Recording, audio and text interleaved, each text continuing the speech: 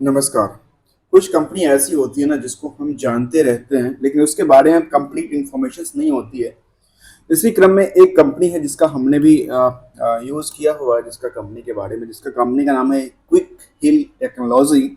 जो कि company antivirus बनाती है कंप्यूटर सिस्टम और बाकी सारे टेक्नोलॉजी सिस्टम को लेकर के। जो कि कहती है सिक्योरिटीज, कहती है क्विक हिल या टोटल सिक्योरिटीज। हम इसी कंपनी को रेंडमली कोई ना कोई कंपनी को उठाते हैं जहाँ पे हम उसको समझने का प्रयास करते हैं। अच्छा, ये भी कंपनी लिस्टेड है और इसकी परफॉर्मेंस क्या लेवल निकल के आती है, क्या इसका चार्ट अच्छा परफॉर्मेंस देता है, या कुछ इसकी चार्ट में डिक्लाइन निकल के आती है, या फिर इसका परफॉर्मेंस जो है फंडामेंटली कितनी सपोर्ट करती है। हम इसका समझने का प्रयास करते रहते हैं टाइम टू टाइम, चाहे उसका स्टैंड लोन की डेटा हो या कंसोलिडेटेड डेटा हो। तो यहाँ पे इस कंपनी में हम इसको समझने का प्रयास करेंगे आज। इसका नाम है क्विक व्हील। कहती है जो इंडिया नंबर वन एंटीवायरस। आजकल एक नया ट्रेंड चला है जहां नंबर वन की बात करती हैं, हैशटैग वो लगाती है, is the best, is the safest of the browsing and the banking recognised by the A V lab Poland's. बता दी ए बी लैब पोलैंड अर्थात पोलैंड की कंपनी है क्या सर? शायद इसको समझने का प्रयास करेंगे। क्विक हिल टोटल सिक्योरिटी और ढेर सारे इनके प्रोडक्ट, और या दोस्तों मैं कोई प्रोडक्ट और सर्विसेज के बारे में कोई आपको स्पॉन्सर या एडवर्टाइजिंग नहीं कर रहा हूँ। मैं केवल इसके स्टॉक को समझने का प्रयास करेंगे जो कि इंडियन मार्केट में लिस्टेड है और पब्लिक में इंटरेस्ट जगह होता है। तो क्विक हिल की रेट देखा जाए तो करीब इसमें 530 550 के आसपास की रेंज रही होगी। तो उसको हम समझने का प्रयास करते हैं। चलते सोच थोड़ा सा लेते हैं। Quick Heal Technologies engage in the business of the providing security software product, जो कि एंटीवायरस में काम करती है। The company catered to both domestic and international market, अर्थात वैसे इंडिया जो है वो इंटरनेशनल लेवल पे देखा है तो आईटी सर्विस प्रोवाइड करने वाली कंपनियां रही है हमेशा से। इसमें बड़ी बड़ी नया नेम है, बड़ी बड़ी नाम से आप जानते होंगे। आज इसी के बारे में थोड़ा सा हम समझने का प्रयास करते हैं। और इसकी कंपनी की यदि बुक वैल्यू की तरफ ध्यान दें तो निकल के आती है करीब 81 रुपये के आसपास। करंट प्राइस के आसपास देखूँ तो निकल के आती है 532 के आसपास। और इसके साथ देखा जाए तो इसमें निकल के आती है करीब, प्राइस टू बुक वैल्यू की बात करें तो करीब 6.5 गुना के हिसाब से बढ़ चुका है मार्केट में। प्रमोटर ने होल्डिंग जो रखा हुआ है उसे करीब 72% की होल्डिंग प्रमोटर्स की है। कंपनी के डेट्स कुछ है नहीं, अर्थात इसको कहा जा सकता है कि डेट्स फ्री कंपनी है, कोई डेट्स नहीं है। इसके बाद देखा जाए तो इंट्रेंसिक वैल्यू की तरफ ध्यान दे तो इंट्रेंसिक वैल्यू करीब 64 रुपये के आसपास आती है। तो 64 रुपये के आसपास मतलब बुक वैल्यू से कम इंट्रेंसिक वैल्यू निकल के आती है। आप लोग सोचते होंगे इंट्रेंसिक वैल्यू बेसिकली कभी का कुछ वो लोग होता है जो खासकर बिगिनर्स हैं या न्यू हैं, उनको लगता होगा यार ये इंट्रेंसिक वैल्यू क्या है, या ये इसमें मैं अलग से एक सेशन करेंगे, एक स्टडी लेके आएंगे जहाँ पे हम सब के सब जो भी चीज़ें हैं ना जो कि हम सामने रखने का प्रयास करते हैं उसको फॉर्मूला बेसिस में लेके आएंगे। और जो आप इसको इजीली से समझ सकते हो इसका इंट्रेंसिक वैल्यू क्या है या करंट रेशियो क्या है। करंट रेशियो की तरफ ध्यान दिया जाए तो निकल के आती है करीब 5 के आसपास। और इंडस्ट्रीज के पीक की तरफ ध्यान दें तो इंडस्ट्री का जो पोटेंशियल्स है, मैं पीक केवल पोटेंशियल्स ही कहता हूँ, पोटेंशियल है मार्केट में वो 31% के आसपास। और इस स्टॉक की पोटेंशियल उसके अकॉर्डिंग देखा जाए तो करीब निकल के आती है 117% के आसपास। अर्थात इंडस्ट्रीज की पी के रेशियो के हिसाब देखा जाए तो नियरली 2.5 गुना से ज़्यादा का इनको इस स्टॉक को पी मिला है। ROC की बात करें तो 6.15 के आसपास, और ROE की बात करें तो 5.66 के आसपास, और EPS की बात करें तो 4.43 के आसपास निकल के आती है। कंपनी में कोई जो होल्डिंग है उसका कोई प्लेस नहीं किया हुआ है स्टॉक को। फेस और इन सभी के बीच में देखा तो डिविडेंड पेइंग कंपनी के तौर पे 0.71। और इन सभी डेटा को बेस पे लेकर देखा जाए इस कंपनी की केवल और केवल फेस वैल्यू कितना रही है, 10 रुपये की फेस वैल्यू। और ये सब 10 रुपये के फेस वैल्यू की कहानियां, क्योंकि इस फेस वैल्यू के ऊपर ये सारा गुडविल और बाकी सारी चीज़ें कंपनी के बिजनेस मॉडल से निकल के आती है। तो ये था थोड़ा सा पार्ट। अब चलते हैं इसका फंडामेंटली को समझने के लिए तो आखिर क्या कहता है, फंडामेंटली कितना सपोर्ट देता है। 52 की हाई तरफ देखें तो 600 रुपये के आसपास, लो की तरफ देखा जाए तो निकल के आती है करीब 145 के आसपास, अर्थात इसको 150 मान लेते हैं तो 150 से लेकर के एक बॉटम 150 से लेकर के और ऊपर जंप करते हुए 600 की प्राइस तक गई है। तो सोचिए कितना जंप किया, करीब करीब कितना होता है, 4 गुना के आसपास तो जंप कर चुका है, 4 टाइम्स के आसपास, बॉटम से लेकर हाई तक के रेंज में। और फिलहाल स्टॉक की आप देखेंगे चार्ट में, तो चार्ट में लगातार एक सपोर्टिंग जोन बनाते हुए स्टॉक लंबी उछाल लगाती नजर आती है, जो कि आप देखेंगे इसमें स्विंग वाली पोजीशन निकल के आती है। जहां भी देखें इसमें स्विंग वाली पोजीशन, यहाँ पे गिरावट आई थी, लंबी चौड़ी गिरावट थी, लेकिन यहाँ पे फिलहाल जब सस्टेन करती नजर आई इसके परफॉर्मेंस को, तो सस्टेन के बाद क्या होती है, मार्केट अच्छे से जंप करती नजर आती है यहाँ पे। तो ये था इसका थोड़ा सा पार्ट, चलते हैं आगे और इसको समझते हैं और क्या निकल के आती है बाकी सारी चीज़ों को लेकर के। तो यहाँ पे देखा जाए तो यहाँ पे 1 साल के चार्ट को हम आंकलन निकले हैं, 1 साल की चार्ट में क्या नजर निकल के आती है। अभी पिक पे चल रही है स्टॉक, नियरली देखा जाए तो ये लगातार स्टॉक में क्या लगन निकल के आ रही है, एक अच्छी सी सपोर्टिंग जोन। और देखिए मैं इसको सीधे से ले लेता हूँ, तो ये कहाँ के आसपास जाती है, ये नियरली इसके आसपास जाके खड़ी होती है। उसके बाद देखा जाए तो यहाँ पे एक रेजिस्टेंस जो था इनका, वो रेजिस्टेंस फिलहाल यहाँ के आसपास निकल के आती है और इसके आसपास पहुँचने वाली स्टॉक्स लगती है, क्योंकि परफॉर्मेंस हम देखेंगे फंडामेंटली क्या कहती है। बिजनेस के पोटेंशियल तो काफ़ी ज़्यादा दे रखा है इनको सेक्टर वाइज के हिसाब से। अब यहाँ पे कंपनी ने अलॉटमेंट ऑफ शेयर किया था लेटेस्ट अपडेट की तरफ तौर पे देखा जाए, और ये सारी की सारी कंपनियां करती रहती है, जिनको टाइम टू टाइम जब कुछ फंड चाहिए होता है तो वो उस हिसाब से उस फंड के लिए अपनी एम्प्लॉय को ही कुछ ना कुछ एम्प्लॉय को ही बेच देते हैं अपने शेयर को। और इनको कैसे बेचते पता है, फेस वैल्यू उसके आसपास ही बेच देते हैं, उससे कंपनी के पास कुछ ना कुछ आ जाती है और इस तौर पे एम्प्लॉय से पैसा निकल जाता है अर्थात, और मार्केट में फिर उसको लॉकिंग पीरियड के बाद उसको बेचने का मौका मिल जाता है, तो इनके दोनों को बेनिफिशियल होता है। कॉर्पोरेट एक्शन तरफ ध्यान दिया जाए तो निकल के आती है, अभी 23 में दे दिया था कंपनी, लेकिन 24 में अभी तक कोई डिविडेंड का पार्ट नहीं रहा।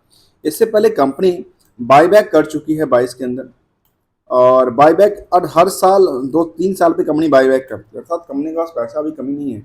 वो क्या करती है, पहले तो स्टॉक मार्केट में अपनी वो लगाती है, अपने स्टॉक को छोड़ती है जो भी फेस वैल्यू 10 रुपये के फेस वैल्यू के आसपास, और बाद में क्या करती है, जब इनके पास पैसे आ जाते हैं तो फिर कहते हैं हम बायबैक कर लेते हैं, और बायबैक का प्रोविजंस भी अच्छा खासा हो तो उसमें बेनिफिशियली सबके लिए होता है।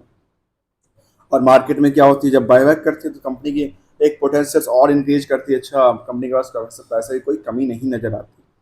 अब आती है रिजल्ट की तरफ, रिजल्ट क्या कहती है, कंपनी का रिजल्ट की पार्ट को तरफ एक नज़र डालें तो कंपनी की खुद की रिजल्ट पार्ट में क्या निकल के आती है, खुद की पार्ट में रिजल्ट निकल के आती है, जिसका जो सेल्स रहा वो डाउन साइड देखने को मिला, प्रॉफिट अच्छा खासा देखने को मिला, ऑपरेटिंग प्रॉफिट इंक्रीज करती नजर आई, नेट प्रॉफिट मार्जिन इंक्रीज करती नजर आई। मतलब केवल और केवल सेल्स ही डिपेंड नहीं करता आपके बिजनेस में, सेल्स ही डिपेंड नहीं करता, सेल्स बहुत ज़्यादा हो गया तो प्रॉफिट बहुत ज़्यादा हो गया, आपकी सेल्स के पे ऑपरेटिंग प्रॉफिट मार्जिन अर्थात आपकी बिजनेस में जो ऑपरेट करते हुए सिस्टम है आपके बिजनेस का, उसका प्रॉफिट मार्जिन भी मायने रखता है, और उसके बाद अब नेट प्रॉफिट जो होता है वो आपकी डिपेंडेंसी के ऊपर होता है, आप कितना लेते हैं उसके बेसिस पे देखने को मिलता है। ये था इसका स्टैंड लोन। इसी को हम कंसोलिडेटेड डेटा की तरफ ध्यान दें, क्योंकि हमने एक चार्ट बेसिस लिया था जो कि हमें एनएससी की वेबसाइट से मिलता है, लेकिन यहाँ पे अभी तक कुछ टेक्निकल इशू से अपडेटेड नहीं दिख रहा है, जबकि रिजल्ट इसका आ चुका है। तो अब इसमें हम उसको कुछ कर नहीं सकते, जो जैसा डेटा है हम उसी को प्रेजेंट रखने का प्रयास करते हैं, इसमें कुछ मॉडिफाई करेंगे तो फिर ये हो सकता है आपके एजुकेशन सिस्टम को लेकर हो सकता है गड़बड़, और उसमें हम चलते हैं इसमें डेटा को और क्वार्टरली डेटा को एक बार कंपेयर करने का प्रयास करेंगे।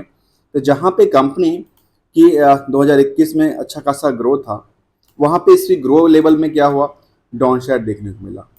लेकिन यहाँ पे क्या मतलब 4 क्वार्टर से देखा जाए तो 4 क्वार्टर में इंक्रीज करती नजर आती है, लेकिन इनका बिजनेस मॉडल ऐसा लगता है ना, इनकी बिजनेस मॉडल थोड़ा सा डाउन हुआ है ऐसा देखने को लगती है। यदि ईयरली टू ईयर का डेटा कंपेयर करेंगे तो शायद आपको डाउन ही नज़र आता है, क्योंकि यहाँ पे इनकी जो पहले जो अच्छी खासी सेल्स थी 21 के अंदर या 22 के अंदर या 23 के अंदर, वो यहाँ पे डाउन देखने को नहीं बनती नजर आती। लेकिन देखा जाए ऑपरेटिंग प्रॉफिट मार्जिन, तो ऑपरेटिंग प्रॉफिट मार्जिन कंपनी के पास जो नुकसान भी था अच्छा खासा प्रॉफिट भी था, कई कुछ टाइम फ्रेम में देखते हो 51% तक का ऑपरेटिंग प्रॉफिट रहा, और उसके बाद ऑपरेटिंग प्रॉफिट इसका कम होता गया और नियरली 13 और 14% के आसपास रह गई। यहाँ पे इनको निगेटिव्स में अर्थात लॉस देखने को मिली ऑपरेटिंग प्रॉफिट के अंदर। तो उसके बेसिस पे देखा जाए तो कंपनी की ओवरऑल टोटल जो प्रॉफिट की पार्ट रही यहाँ पे 14 करोड़ के आसपास रही है। तो 14 करोड़ का प्रॉफिट इस क्वार्टर में, और इससे पहले क्वार्टर में देखा जाए तो 13 करोड़ एवरेज, और इससे पहले देखा जाए तो कंपनी का अच्छा खासा प्रॉफिट था करीब 40 करोड़ के आसपास, 35 करोड़, 28 करोड़, 22 करोड़। यहाँ पे क्या लगा, यहाँ पे डाउन साइड देखते हुए कंपनी ने एक सस्टेन करती नजर आती है। इसका हम यदि रिपोर्ट्स आ जाएगा एसडीएम वाला तो उसको भी पढ़ने का प्रयास करेंगे। यहाँ पे शायद एजीएम का डिटेल्स अभी तक नहीं था, इसलिए शायद हमने नहीं कवर किया। यहाँ पे अनाउंसमेंट्स, जनरल अनाउंसमेंट की बात कर रही कंपनी, उसके बाद कुछ ऐसा कंप्लायंस जो कि एजीएम वाला है, जो डेटा है वो अभी तक यहाँ पे अपडेटेड नहीं आया है। अब आते हैं ईयरली बेसिस में। ईयरली बेसिस में क्या कहती है कंपनी का, ईयरली बेसिस में पूरे कंपनी का ओवरऑल देखा जाए तो 205 करोड़ से लेकर के और ईयरली बेसिस में इंक्रीज करती नज़र आती है, खास के इस पीरियड में यदि कंपेयर करें तो 2013 के कंपेयरिंग करके देखा जाए तो करीब हम अक्सर लोग ना मार्केट में 14 से कंपेयर करते हैं, क्योंकि 14 के बाद पता है क्या ना, पता ही आपको 14 के बाद एक सरकार आई थी, सरकार बड़ी बड़ी वादा लेके आई थी, और कुछ वादा पूरा हुआ, कुछ वादा तो वैसे के वैसा रहा। लेकिन सरकार तो बनती गई और सरकार आज भी है, तो उस हिसाब से कई लोग तो वहाँ से कंपेयर करते हैं। लेकिन मैं इसको कंपेयर किसी भी पीरियड से किया जा सकता है, क्योंकि उस पीरियड से कंपेयर करें जहाँ पे आपकी परफॉर्मेंस सबसे अच्छी थी, और आप उस सबसे अच्छी परफॉर्मेंस को आप रिकॉर्ड नहीं तोड़ पाते हैं, इसका मतलब आपकी सेल्स में कुछ कमियां निकल करके आती है, या फिर आपके कंपटीटर आपको मात देती नजर आती है। इसके बाद देखा जाए तो कंपनी में प्रॉफिट की तरफ ध्यान दें तो प्रॉफिट निकल के आती है इनके पास 24 करोड़ के आसपास का इस साल में। और इससे पहले प्रॉफिट के यदि पोर्शन को देखें तो करीब अच्छा खासा प्रॉफिट कंपनी बनाती थी, 107 करोड़, 92 करोड़, 83 करोड़ के आसपास का प्रॉफिट था। लेकिन यहाँ पे क्या हुआ, प्रॉफिट में क्या हुआ, एक प्रॉफिट में गिरावट वाला पोजिशन लगातार पिछले 2-3 सालों से लगातार गिरता बना है, क्योंकि 83 करोड़ के बाद सीधे सीधे 6 करोड़ पे आके अटक गई, उसके बाद 24 करोड़ हो जाती है।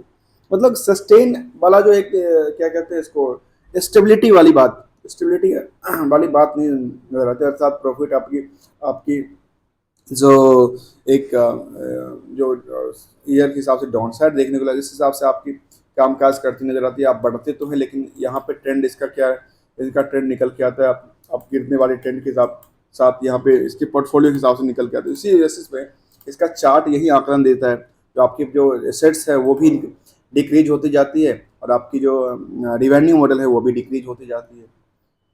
लेकिन स्टॉक की परफॉर्मेंस देखिए, स्टॉक की परफॉर्मेंस में लेके आऊँ तो स्टॉक की परफॉर्मेंस क्या कहती है, जो यहाँ पे 52 वीक की हाई को ब्रेकआउट किया था ना, उसके बाद दोबारा यहाँ पे उसी लेवल के आसपास चलने के लिए तैयार बैठा है।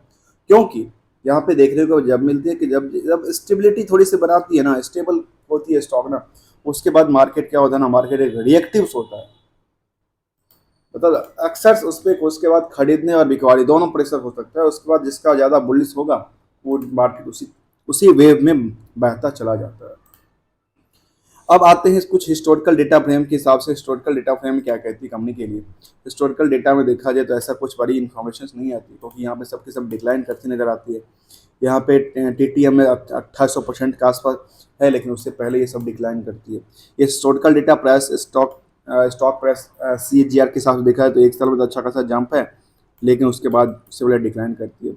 रिटर्न इक्विटी की बात करूँ तो ये भी 10% से नीचे का है, तो उसको फिर देखने के बाद बनती नहीं है। अब आखिर इसका हुआ क्या, इसका रेशियो की तरफ ध्यान दे तो रेशियो इसके पास 165 दिन में पैसा आता है। अर्थात इनके पास पैसे की जो दिक्कतें हैं, और ये जो पेबल की बात करते हैं ये कुछ डिटेल देते ही नहीं है, जो हम कितने दिन में पे देते हैं, अर्थात ये स्टेटली पे देते हैं या नहीं देते हैं, कुछ मामला ही नहीं है इसका। इसका कुछ इसके बाद देखा जाए कि बैलेंस शीट में देखा जाए डेटर्स की पार्ट को, जो डेटर्स पार्ट इनके पास है, डेटर्स क्या कहते हैं, डेटर्स इनके पास 132 करोड़ के आसपास का निकल के आती है। और टोटल सेल्स कितना था, टोटल सेल्स था इनका करीब 292 करोड़ के आसपास, उसमें 132 करोड़ के आसपास की आपकी पैसा जो है ना वो अटका पड़ा रहता है। और अटका पड़ा रहता है कब तक, करीब 6 महीने के आसपास आपके पैसे लगे रहते हैं मार्केट के अंदर।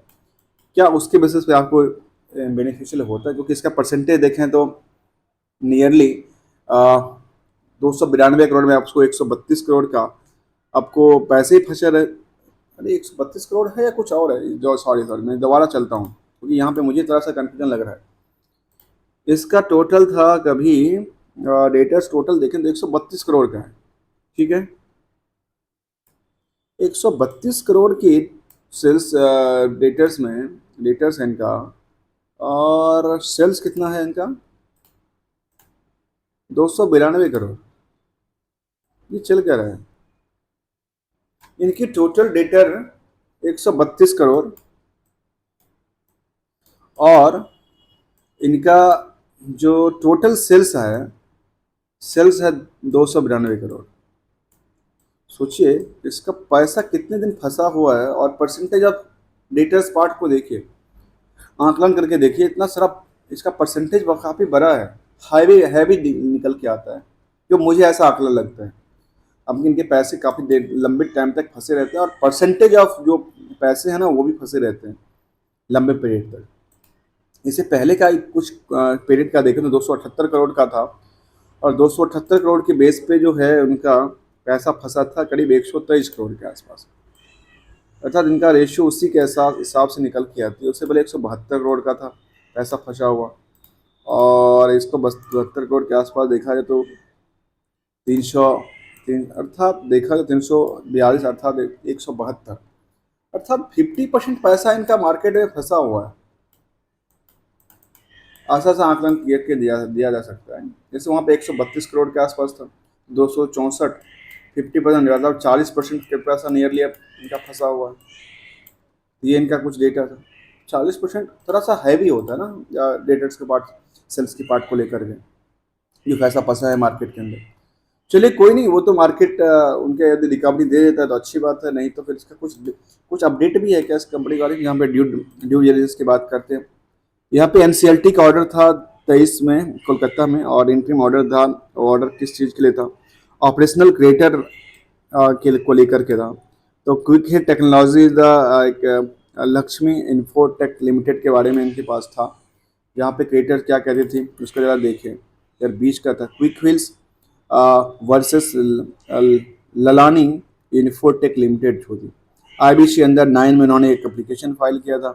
कहती है LD council of operational creditors, operational creditor था, और authorise representative of the corporate creditors present करती थी।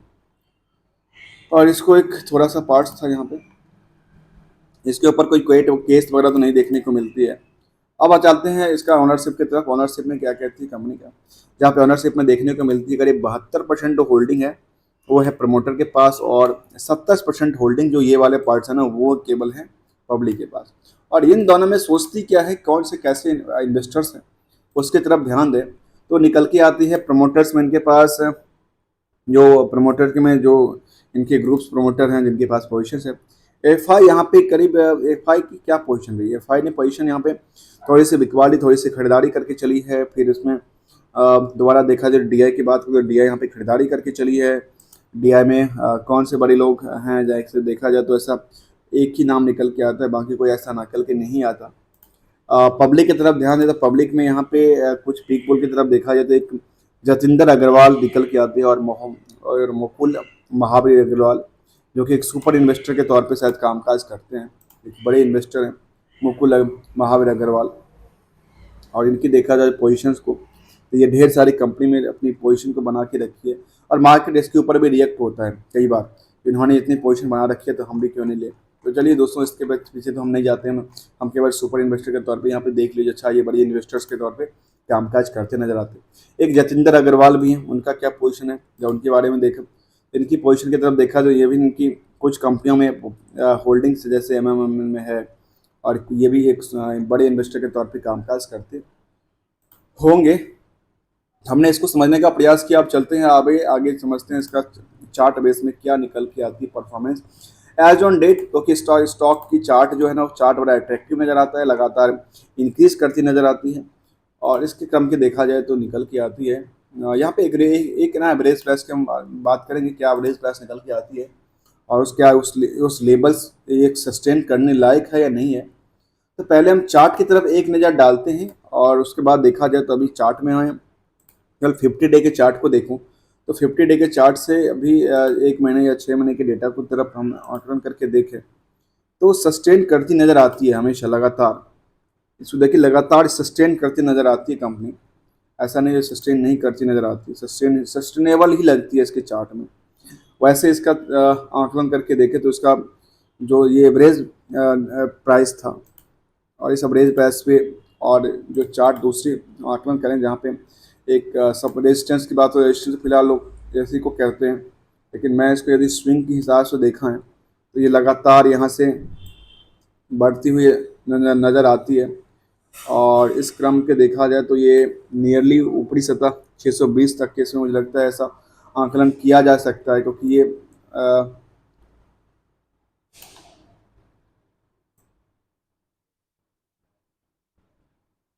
इस हिसाब से देखा जाए तो मुझे लगता है ये 620 तक आसपास जा सकता है शायद।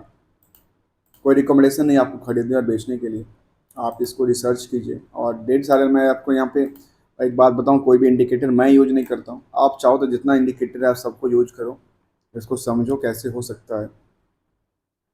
आगे कहती है कंपनी के बारे में जो निकल के आती है एज ऑन डेट परफॉर्मेंस की बात करें तो परफॉर्मेंस में पिछले 5 साल में 270%, 3 साल में करीब 100% के आसपास, 2 सालों में करीब 247%, ऐसे 1 साल में करीब 226%। यहाँ आके मैं रुकता हूँ, यदि 100 रुपये की इन्वेस्टमेंट है तो 100 रुपये के इन्वेस्टमेंट में 226 रुपये का परसेंट का आपको जंप मिलता है, तो कितना हो गया 226 का आपको ये नेट रिटर्न हो गई। और यहाँ पे किसी बैंक में इन्वेस्टमेंट करने पे 8 से 10% होता है, तो मैं इसको 10% मानता हूँ, तो ये निकल के आती है 110 के आसपास, और ये निकल के आती है 326 के आसपास टोटल। सोचिए किसका कौन सा परफॉर्मेंस अच्छा लगा आपको एज ए रिटर्न के तौर पे। और लगातार यहाँ पे स्टॉक में आईटी सेक्टर की कंपनियाँ लगातार इंक्रीज करती नज़र आती है। वैसे क्विक है, इसके साथ साथ और भी कंपटीटर हैं, उसका भी एक बार चर्चा करेंगे, और कभी कंपटीटर को कंपेयर करके देखें जो अच्छा किसका परफॉर्मेंस क्या निकल के आता है। इसमें कि क्विक हिल के जो कंपटीटर निकल के आते हैं वो OFS निकल के आती है, AMP माई इंडिया निकल के आती है, रेमको सिस्टम निकल के आती है। जबकि सेल्स के आधार पर देखा है तो 80 करोड़ के आसपास इसका है, तो 84 करोड़, और इसके कंपेयर किया जा सकता है, इससे कंपेयर नहीं किया जा सकता। तो हम इसे समझने का प्रयास किए जिसका नाम था क्विक हिल, और इसकी परफॉर्मेंस लेवल को देख के हमें लगता है अच्छा इसका लगातार इंक्रीज करती नज़र स्टॉक्स में, अच्छा खासा परफॉर्मेंस करती नज़र स्टॉक में। अभी तक आपने चैनल को सब्सक्राइब नहीं किया तो प्लीज़ चैनल को सब्सक्राइब कीजिए और बेल आइकन दबाइए। और चलते हैं लेटेस्ट नए अपडेट की तरफ, दूसरे कंपनी की तरफ चलेंगे। तब तक के लिए धन्यवाद। Thank you so much for joining here.